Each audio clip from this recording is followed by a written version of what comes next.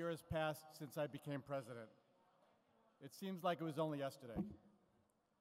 There is a saying that when you're a parent that the days take forever, but the years fly by. And that's how I felt at various times over the last year. Having my presidency come to an end is surely bittersweet. In only 2 years, I will completely roll off management and become just another ABI member attending conferences, having to pay for my own drink tickets at the cocktail parties. My traveling will surely decrease somewhat, and I may be even in jeopardy of losing some of my status on American Airlines. And I no longer will be able to use the press of ABI business as an excuse to hand off work to some of my partners. On the other hand, I'm excited because ABI's future is extremely bright. Even though the industry is facing headwinds over the last few years, ABI continues to be the largest insolvency organization in the United States, perhaps the world, with over 11,000 members, is the gold standard in continuing education, and is the thought leader for many groundbreaking studies like the Reform Commission and the new Commission to Study Bankruptcy, Consumer Bankruptcy. Yesterday, we welcomed 5 new members to our board of directors, 3 new members to our executive board, and announced Ted Gavin as our president-elect. All of these people would be part of the new crop of ABI leaders and will look to leave their mark on ABI, and I know ABI will be in great hands as I start to descend the leadership ladder. There have been many people who have contributed to ABI's success during the last year and whom I've relied upon for good counsel and support. ABI's executive committee includes several people who have become some of my best friends in the restructuring community. I've appreciated their integrity, thoughtfulness, and commitment to each other and to ABI. I also want to thank Sam Giordano, Amy Quackenbus, and the rest of the ABI staff for helping make this year go so smoothly for me. Although they mostly operate behind the scenes, it is their dedication, professionalism, and commitment to ABI that is evident in everything they do. Without them, ABI would not be the organization it is. And I would like to thank past presidents Brian Shaw and Jim Shea for being there for me the past year and helping me be the best president I could be. Lastly, I want to thank my partners who have supported my involvement in ABI over the last 17 years, especially during the last year. I first met Gene Weedoff in 2003 when he was sitting as a bankruptcy judge in Chicago. I had filed a case in Delaware, a Chapter 11 case, but my client had forgotten to tell me that there was a related case pending in Chicago. So when my good friend Bob Fishman filed the motion to transfer venue, the bankruptcy rules provided that the matter would be heard before Gene Weedoff. I entered his courtroom for the first time with no money to retain local counsel, with a client of questionable veracity, who had only the day before accused Bob's client, a well-respected Chapter 7 trustee, of fraud. To say it was a bit of an unsettling experience would be an understatement. However, for the first time I appeared in Judge Weedoff's courtroom, he exhibited all of the characteristics anyone would want from a judge. He was always prepared, respectful to professionals, patient, and thoughtful in his rulings. If I had one criticism on how Judge Weedoff handled the case, it was that he was actually too patient. It took him 4 hearings for him to appoint a trustee. I really wish he would have put me out of my misery and appointed one at the initial hearing. Judge Weedoff is a graduate of University of Chicago, where he received his undergraduate and law degree, after which he went to Jenner & Block, rode up the ladder, became partner and a member of its executive committee. He became a judge in 1987 and served 2 terms until 2015, and he was the chief judge between 2002 and 2007. During his tenure, he was one of the most respected bankruptcy judges in the United States and presided over several landmark cases, perhaps none more important than United Airlines. Judge Weedoff was the chair of the Advisory Committee on Bankruptcy Rules, a member of the working committee that drafted the means test forms employed by the Judicial Conference for the implementation of BAPSIPA, and drafted the model Chapter 13 plan that is still used in the Northern District of Illinois. He served as governor and secretary of the NCBJ, for which he served also as president in 2013, and is a fellow of the American College of Bankruptcy. In 2006, Gene received the 11th annual William J. Norton Judicial Excellence Award during a ceremony at the NCBJ in San Francisco, and that award was presented annually to the current or retired judge who best embodies an outstanding commitment to judging, scholarship, and service in the manner of Judge Norton. Since he is retired, he provides pro bono appellate services in consumer bankruptcy cases. Gene's ABI resume is no less impressive. Gene has been a member for more than 20 years, and immediately after he became a member, he became active, speaker at various conferences, and the author of various articles in the journal. He chaired the ABI's Consumer Bankruptcy Committee and was given the Special Achievement Award in 1998 for leadership in consumer reform. He served on the executive committee for more than 10 years, several of those with me, as an at-large member, secretary, and vice president for information management and technology. And upon his retirement in 2015, we named the 7th Circuit Consumer Conference in his honor. Gene is a devoted father and husband, and recently a grandfather. And if you just speak to him, you know how much he relishes the time at home with his grandchildren. Gene is also an avid cook. We shared a lot of times sharing recipes, even just before at the prior event. He's a diehard Chicago White Sox fan and is trying to come to grips with the fact that the Cubs won the World Series. I've had the privilege of getting to know Gene well over the last several years, especially during the last year when he was the president-elect. He's become a friend, a confidant, and someone I have frequently turned to for advice. He is thoughtful, a good communicator, and importantly, a very good listener. And when Gene talks, people listen. For these reasons, I'm confident that Gene will make an excellent leader of ABI, and I'm excited to introduce him as the ABI's next president. But before we do so, we have a video, because while many of us in here know Gene, we just really didn't know how much he was really known in our community.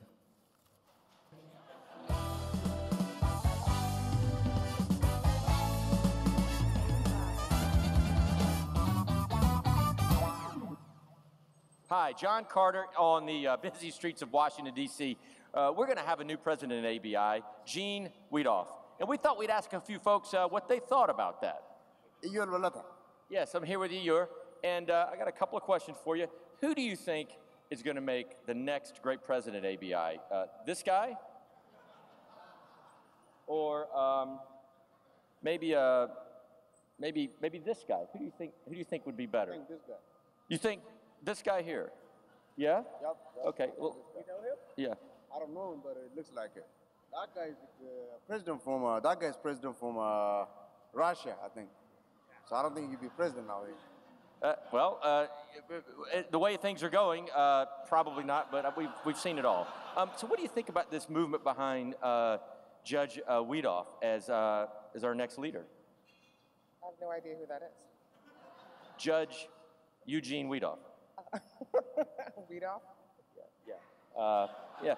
What do you know about this guy? God. What is that mustache? What's a mustache? Yeah. You think he'd make a good president? I mean, just from a face, you know Gene, right? He looks friendly. Yeah. Yeah. I mean, it's Gene. You know Gene. Yeah, absolutely. Who doesn't? Yeah. Gene Weedoff. No, I don't know him. Well, if you don't know him. No, but he's good looking and he's intelligent looking. He's probably good. His eyes are honest. He does have honest eyes. Yeah. My gosh. You know who this is, right? Nope. And if you were to ask something at a judge, as our next president, what would it be? What would we ask? Yeah. Why are people so mean? Can we get an interview with you? Could you, sir? Do you know Judge Weedoff? Do you know Judge Weedoff? Do you know Judge Weedoff? Can we just get an interview? Do you know this guy? Oh, yeah, that's Gene. This is Gene. Yeah, it's Gene. Why do you think he'd make a good president? Well, I mean, I like how he doesn't have a comb over. I think that would be, a good start. He's got some facial hair. Do you know this guy? Chuck Norris. Yeah, Chuck Norris. Yeah, he's a badass. Yes. Yeah. He's what? A badass. Chuck Norris. Okay. A couple more here. You know this guy? Also a Another badass. badass. Do you know this guy? Our Vice President, Mike Pence. He talked like a badass the other day. I don't know if he is or not, but Mike Pence. Semi-badass, Mike Pence. And how about this guy? Do you trust him? I mean, what do you know about him? I don't know anything about him. I don't know him. You're sure you don't know who this is? I do not know who this is. I don't know who he is, but he looks like a badass. Do you know who this is? That's Justin Bieber, yes. So would you say maybe he might be a better choice than Judge Weedoff, or no? Well, I think I'd like to see all of Judge Weedoff's tattoos before I make a judgment. Tough guy. Is this guy tougher than Weedoff? No, he's not. And the difference between that guy and Weedoff's the nicest guy in the world, not just the toughest guy in the world. That guy's not very nice. Who do you trust more? Him or Gene? What makes him the obvious choice? Well, he actually wanted the job. Not a lot of people want this job. Load of work unpaid. So, yay for stepping up. Good, good. What do you think should be the first order of business as he's coming in to his term here? I would say probably starting the recount, because he is from Chicago, and there have been some questions about whether the number of ballots cast actually exceeds the number of people with ballots. Whoever wants to be president of ABI, I'm behind them. Who would make a better leader? Gene or this guy? Gene. Gene, by far. Who do you trust more? Oh, that's tough. I like tough too. This guy here, do you trust him?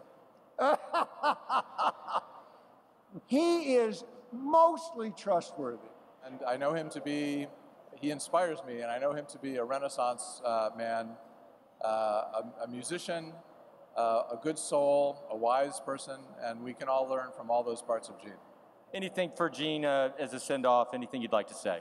I just wish him the best of luck. I want to tell him the year's going to go fast. I hope you have a great time. I hope you accomplish some things you like, but I mostly hope you have fun and feel fulfilled. Thank you so much.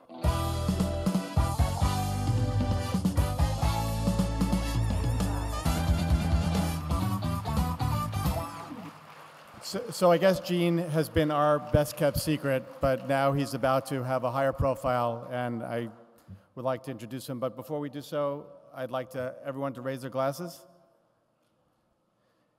and toast Gene Weedoff, the next president of the American Bankruptcy Institute. Okay. Thank you. Thank you. That was just so touching.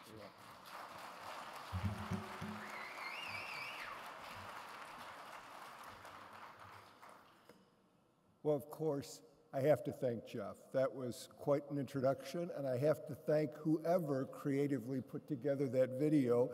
There were several things in that video that I thought were absolutely accurate, and though I don't talk about things like bad asses, but I think I could understand what they were talking about. Now, let me tell you, it is an enormous privilege to be entrusted with a position of leadership in an organization that has done so much to enrich my life. I want to give you just a few, and unfortunately only a few, of the ABI people who have touched me, and I want to apologize to all of those I can't mention now. Bob Fishman introduced me to ABI. Brian Shaw got me involved in setting up bankruptcy education programs. Jeff Berman has been a kind of guardian angel. Ricardo Kilpatrick showed me how to be an advocate while staying true to core values. Ford Elsesser gave me the opportunity to teach rejection of executory contracts to Macedonian judges. Sam Giordano encouraged me to write on consumer bankruptcy issues, making a huge difference in my development as a judge. Kareem Gurgis gave me tools to do my work better and more efficiently, formed a new membership committee on technology, and let me lead it for a while he did all the work. Bill Rochelle has kept me updated on new cases and legal developments. And finally, Jeff Pomerantz not only led ABI magnificently for the past year, but he let me become fully invested in the good work that he was doing. He also gave me several years ago what remains the best cookbook I ever use, and I think of him every time I take it off the shelf.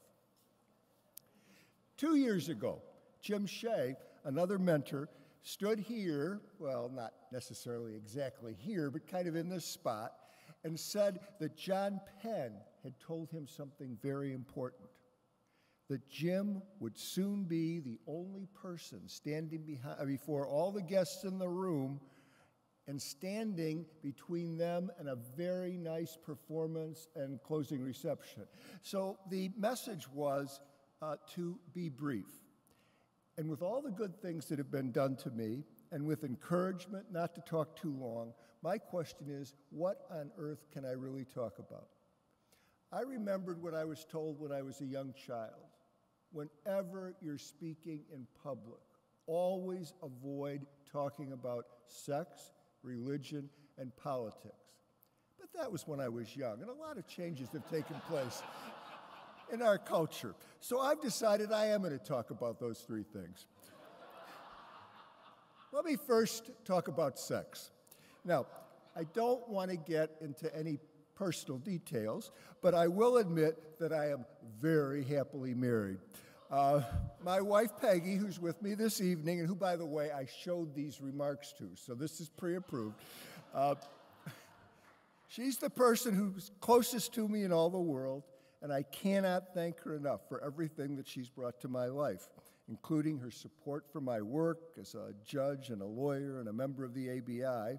And on the subject of family relationships, my son Carl is here.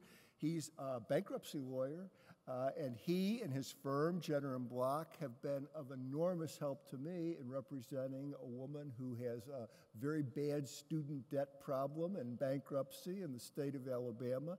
And through their hard work, Carl's in particular, we've won a good victory in the 11th Circuit, and we have hope for what our client's future will be. But again, I'm not here to talk about family values. I'm talking about sex and ABI. And to do that, I want to go back to what the nuns in grade school taught me. And that is that everybody has a vocation. But they had special advice for the girls in the class. The girls, they said, had three options. They could become a wife and mother. They could become a caretaker for aging family members, or they could become a nun. And I'm thinking that the nuns probably had some self-interest in offering those three alternatives, but they were also reflecting what I think was the cultural norm of the 1950s, which is that the possibilities of professional women being employed that way was very small. And even when I graduated from law school in 1975, that cultural expectation seemed to be reflected in law firms. So what about ABI and women? Well, I think it's a story of leadership. ABI early on took leadership in advancing the careers of its women members, and women have, from the beginning, been leaders of ABI. I've been privileged to work on ABI projects with each of the women who've been president of ABI: Deborah Williamson, Bettina White, Melissa Kibler, and Trish Redmond. All of them great professionals and wonderful friends. And throughout the time I've been involved in ABI, women have headed the membership committees that drive much of the organization's work. And beyond membership, ABI has welcomed wonderful women in leadership in its staff, from Amy Quackenboss as Deputy Executive Director, Mary Kleppinger as Director of Administration, to Kathy Sheehan in accounting, and all of our meeting planners. Sam has hired women to head major ABI operations.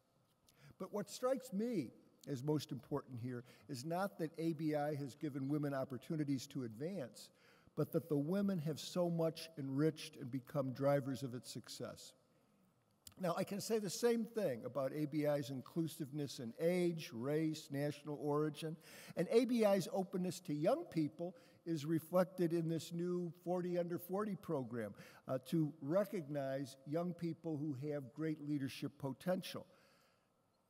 But That's only the indication that I want to bring out as far as sex is concerned. ABI is not interested in excluding anyone. It wants to build up everyone who has a genuine interest in its mission. All right, that's one of my three. Next, what about religion? Well, a few weeks ago, one of ABI's directors, David Cooney, presented a program on the intersection of law and religion, jointly sponsored by Georgetown University Law Center, which I think most people know is founded by Jesuits, and the Pardes Institute of Jewish Studies. I was invited to participate. We had attendees, obviously, of varied religious backgrounds, and one of our exercises was to engage in a Talmudic discussion of the law based on the way the law could intersect with biblical text. Now, I'd found earlier that interpreting statutes was a lot like interpreting the Bible, but what I found in this particular discussion was how important it was to allow and encourage discussion from people with different points of view. In fact, debate is one of the essences of Talmudic discussion, and it was really engaging. Religion, then, like sex, in this context was no ground for exclusion. And as with the creation of the Talmud itself, the participation of the people with different points of view and experiences enriched both the discussion and the ultimate decision-making. All right, that's religion. Now, what about politics? As you might have heard, ABI is sponsoring a new commission on consumer bankruptcy. It follows the success of ABI's commission to study reform of Chapter 11. This new commission focuses on ways to make the existing system for consumer bankruptcy more effective for everyone who's involved, debtors, creditors, trustees. The commissioners and the committees working on this goal have been chosen with the same openness that ABI has employed in its leadership and staff. The individuals who are going to be working on this commission represent debtors, creditors, trustees, government entities. All of them are included, with the only requirement being their willingness to listen with open minds and strive for results that will in fact benefit the entire community affected by bankruptcy. It is a political process, but more like what we were taught in our civics classes than what we're seeing in this city. Now, sex, religion, politics. What's my point? That exclusion doesn't work. People with different backgrounds, experiences, and interests working in good faith can come together productively. Following the inclusive model of ABI itself, the Consumer Commission, I believe, can wind up being a very good source of very good ideas. Now, my pledge to everyone tonight is to do my best to achieve that goal and to help ABI continue its overall enterprise, bringing good people together to do good work. I've been allowed to do that for a long time in ABI. I'm very grateful for the opportunities I've been given, and I do hope that we can continue to do it together. Thank you all.